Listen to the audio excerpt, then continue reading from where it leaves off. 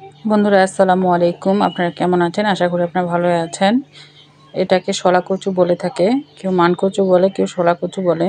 তা আমরা শলা কচু বলে থাকি। এই যে মাঝখান থেকে ফালি করে নিলাম। আজকে এই শলা কচু দিয়ে আজকে মজার রেসিপি করে দেখাবো। আর এই রেসিপিটা খেলে গরম ভাতের সাথে খেতে অনেক ভালো লাগে। আপনারা দেখুন আমি কিভাবে রান্না করি। শলা কচুটা আমি ছোট ছোট করে টুকরা করে নিলাম। আর বেঁকা হয়ে গেছে, ছুরি দিয়ে যেহেতু কাটছি, এই যে ছিলে নিচ্ছি। ছিলে নেওয়ার পরে আমি 4 টুকরা করছি। এভাবে 4 টুকরা করে নিয়েছি। নিয়ে একটা বটি নিয়েছি, আর বটিটা দিয়ে পাতলা পাতলা করে কাটে নিচ্ছি। আর যেভাবে আলু ভাজি করে সেভাবে আপনারা কেটে নেবেন চিকন চিকন করে।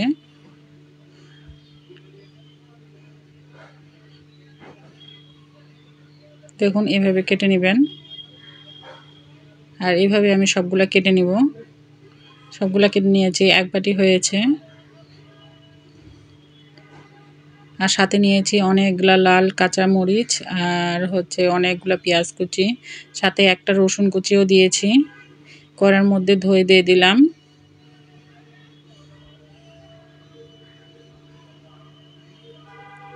সবগুলা ধুয়ে পরিষ্কার করে নিয়েছি, আর এইভাবে কড়াইয়ের মধ্যে দিয়ে দিলাম।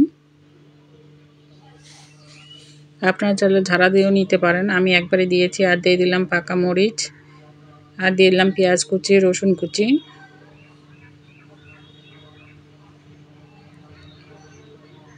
আর দিব এখানে পরিমাণ মতো লবণ, আর পরিমাণ মতো হলুদ, আর দিব তেল। আমি সব একসাথে দিয়েছি। আর এখন উল্টা পাল্টা করে নেড়ে দিতে হবে।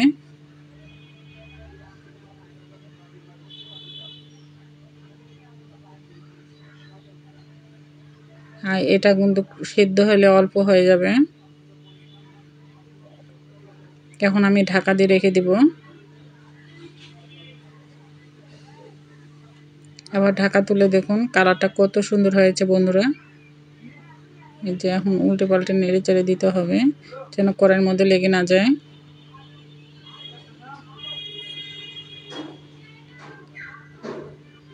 অনেক সময় নিয়ে এটা রান্না করতে হবে।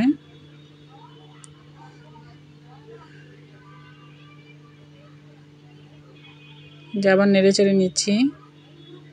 একদম শলা কচু থেকে তেল বের হয়ে এসেছে।